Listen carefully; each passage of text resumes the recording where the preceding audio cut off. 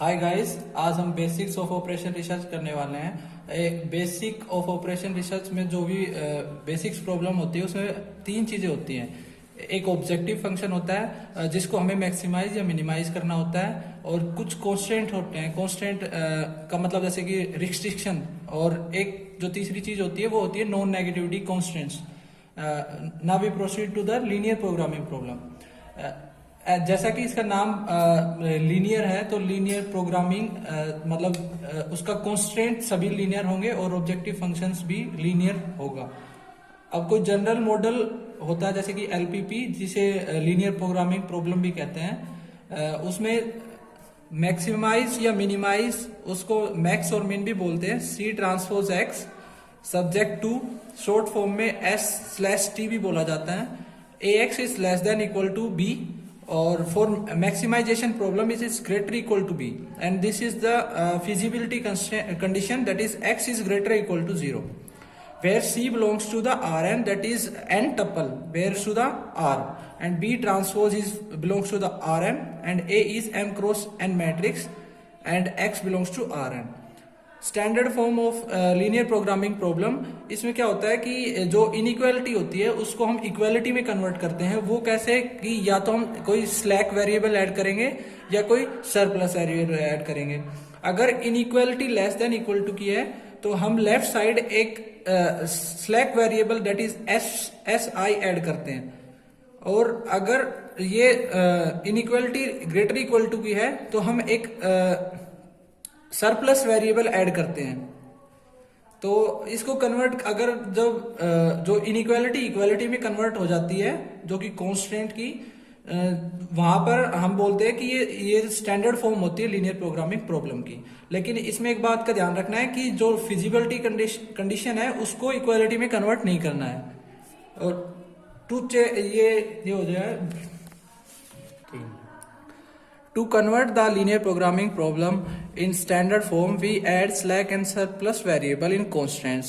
Surplus और slack variable जो होते हैं उनका कोई कंट्रीब्यूशन नहीं होता ऑब्जेक्टिव फंक्शंस में। Now we come to the definition, that is BFS, basic feasible solution. Basic feasible solution which satisfy the feasibility condition is called basic feasible solution. इसका मतलब जैसे हम कोई भी प्रॉब्लम होगी लीनियर प्रोग्रामिंग प्रॉब्लम, तो उसको हम सोल्व करेंगे, जो सारे कांस्टेंट और फिजिबिलिटी कंडीशन को सेटिस्फाई करेगा उसको बेसिक फिजिबल सॉल्यूशन कहते हैं। अब आते हैं हम degenerate basic feasible solution.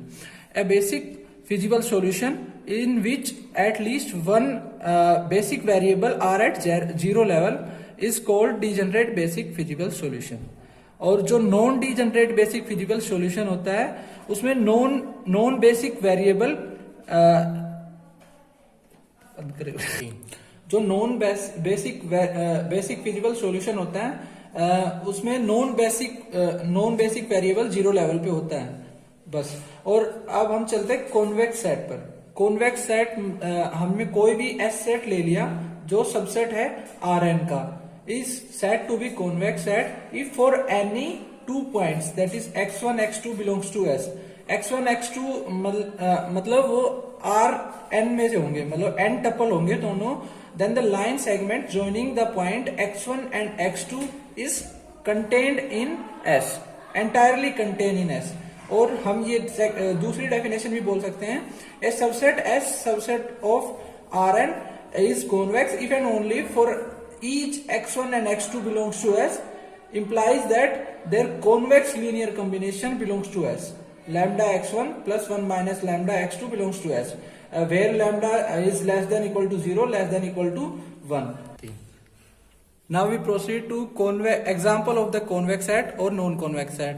For example, if we take disk, any two of these points we take in the disk, and then the convex linear combination of this point and this point is entirely lies in the disk. Therefore, we can say the disk is convex set. And the next example is a circle. Circle, that is, let us suppose that x square plus y square is equal to 1, with center 0 0 and radius is 1. Here we circle is not convex. जैसे कि इसकी equation है x square plus Y square is equal to 1। जो बाहर के points हो गए, जो सर्कल दैट इज जो बाहर लाइन करेंगे वो इसमें इंक्लूड होते हैं।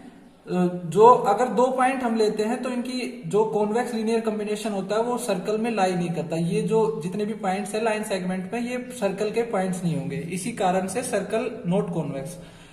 जैसे कि एक सेट और है, ये भी नॉन कॉन्वेक्स है क्योंकि हम यहाँ पे कुछ पॉइंट ले रहे हैं, इनका कॉन्वेक्स लीनियर कॉम्बिनेशन तो एंटायरली लाई कर रहा है, लेकिन यहाँ पे जैसे कि हम ये पॉइंट हमने ये लिया, ये पॉइंट लिया, इन दोनों का कॉन्वेक्स लीनियर कॉम्बिनेशन इसके बाहर जा रहा है, तो ये कॉन्वेक्स नहीं है।